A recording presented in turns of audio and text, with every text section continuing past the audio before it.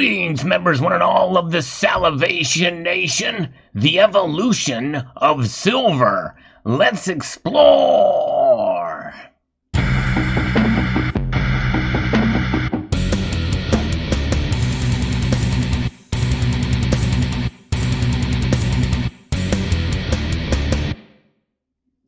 Silver, like gold, doesn't change. It doesn't evolve. The properties of the metal itself are very much constant. Now, we do know that silver does tend to tarnish. It reacts to the environment, especially if there's sulfur in the air and the like. And we know that it reacts under certain detergents as well, especially as an annoyance to those of us who stack or collect. When we get a coin, well, the dreaded milk spot appears. But the physical properties, other than that, remain pretty much constant, and they have for thousands of years. And we know that we can see beautiful toned vintage bars like these, and we know that they have that age and that beauty to them that shines on. And even the shiny bars themselves, well, hey, they have this polished look to them that are quite attractive. So we know about the physical properties of silver, but we also know the uses of silver have all but expanded. And so that is the evolution that I'm talking about here. And we're going to look at a new infographic from a visual capitalist about the evolution of the uses of silver. And that is something that I think is quite profound as to how silver has evolved in terms of the versatility in its uses. Because silver, its perception by the community and by investors and by those of us who hedge with it, well, sometimes it can confuse us because of, well, this very beginning of the infographic here it gives us a summary of what's going on. By more than half of its uses are industrial in nature. Silver is widely known as a precious metal, but more than half of its demand comes from industries. And this is the World Silver Survey from 2021. So I think it's good to see updated numbers, and I'm glad they're starting to make some of these infographics again, because I think it really lays it out in an easy to understand visual interpretation of the data. Of the 524 million ounces of silver demand from industries, 105 million ounces come from solar photovoltaics. And so look at that. So it's a growing industry for sure in the 50.7%. And look at that large chunk. And only 2.8% of it is in photography. That number is shrinking each year. But I tell you, there is a growing demand, I believe, and I think we're seeing, just like in the age of where even now, many people don't buy CDs, but there's a retroactive look back to vinyl is starting to make a comeback. And I think the same thing is happening with photography as well. People enjoy the art of not only taking those photos, but developing film. And so, this number may not squeeze too much more, but who knows? And then we have the other aspects of silver that are, in terms of jewelry, only 17.8%. In some ways, I thought that might be a little bit more. And I'm actually surprised that silverware ranked as highly as it does here with 4.2%. And almost a quarter of the demand for silver is in physical investment, 24.5. And so that is a great testimony to what has been happening with the silver squeeze movement and the like. And who knows, that number could be pushed up in the next year if that continues. We'll see. So we talked about the properties of silver briefly at the beginning of this video, but let's take a look at it more from a scientific angle. We know there are several properties that make it very useful and unmatched in industries. It has the highest electrical conductivity of all the metals. And this is why you don't see it too much used in space, because of the reactivity of it. But we know it has antibacterial properties as well. Some say it has some antiviral properties as well. It has a high reflectivity. In fact, from a article I read and actually talked about on this channel, it has about a 95% reflective rate, with aluminum actually fairly close behind at 90%.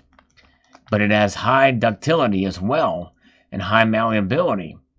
Silver has many uses in the modern economy. Its applications in daily life go back a long way, thousands of years. So from the past to the future, silver's uses through time. So we can see how silver's uses have evolved with time and technology. So as far back as 3000 BC and through to the Middle Ages, hack silver and silver ingots were used as a medium of exchange. So there you go, hack silver. There's a name for it. Sounds like a cool name for a band, hack silver. Figurines, decorative household items, and ornaments were often made of silver. Of course, we saw that with gold too. Gold being very unique in color, was probably more commonplace. And believe it or not, there was a time when silver was a bit more rare than gold in some areas, especially in Egypt. Silver coins became a common currency for trade in Europe. Wine and food containers were made out of silver due to its ability to fight bacteria. Indeed, especially when you had lead and pewter made of lead, people getting sick from using those utensils. It was a smart move to move to silver. People often drop silver coins into barrels of water and milk on long journeys to slow degradation. Smart move there too. Families used silver utensils to protect themselves during the bubonic plague. In the 1500s, the Spanish real became the primary currency for international trade. We saw that definitely in North America too, for sure. In fact, the Mexican mint minted a whole lot of those Spanish reals. So from the 1800s through to the 2000s, we can see how quickly things evolved with silver. In the early 1800s, surgeons used silver sutures to reduce post-operative inflammation. Smart. Wow. You may remember, in fact, you can search my channel on my videos to look for silver hair. And there is silver hair, and I show it on my channel. The thing is that silver hair was not used for sutures. It was actually used for nuclear reactors and the like back then. Worth checking out if you get a chance. Newborns in the United States were prescribed silver nitrate eye drops to fight conjunctivitis, otherwise known as pink eye. During World War I, soldiers carried silver leaf dressings into battle to help fight infections. Yes, indeed. NASA chose silver ions for water purifications on the International Space Station. Very good. And silver-based films have been used in photography since the 1800s. That was a very, very wide use of silver for the longest time. It was only until recently, in the digital age and digital photography age, where it drastically was reduced. Silver became a common layer in mirrors and windows for its reflectivity. Again, a 95% reflectivity rate. It is certainly understandable why it would be used. Then, the most common use now we see these days, silver is a catalyst in the production of ethylene oxide and formaldehyde, which are used to create polyester molded items, plastic adhesive, toys, and more. So it's not just for the connections as for its conductivity, but also used for these molded items. And there's more of that stuff out there than ever. So fascinating indeed to see. Now, mined silver production up to 2001 of all of mined silver was about 1.6 million tons. Think of that. It's a lot of silver.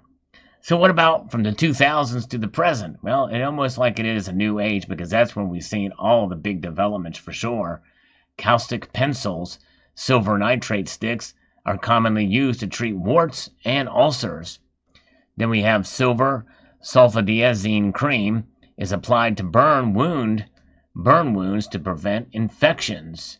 Then we also see water purification systems. They use silver ions in small quantities.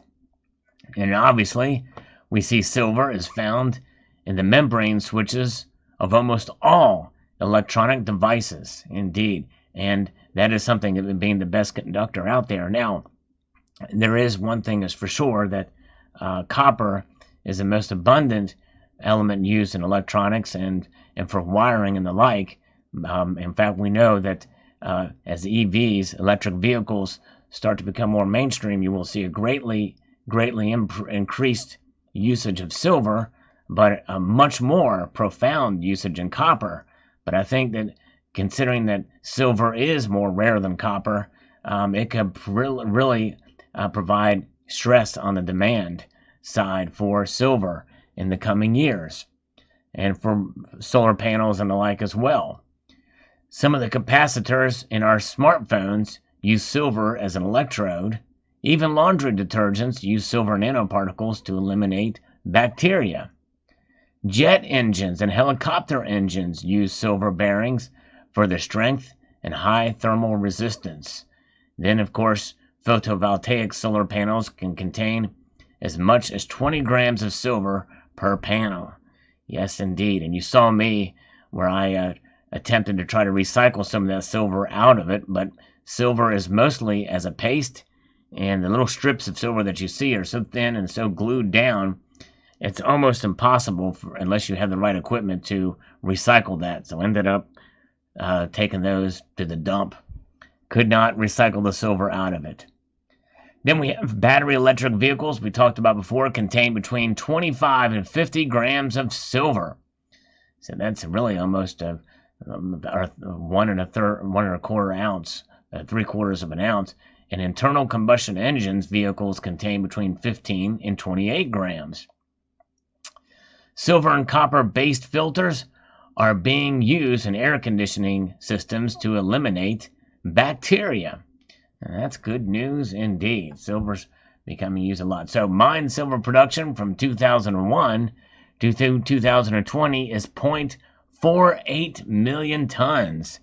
So think about that compared to the other number. More than a quarter of the silver mined over thousands of years has been mined in the last 20 years.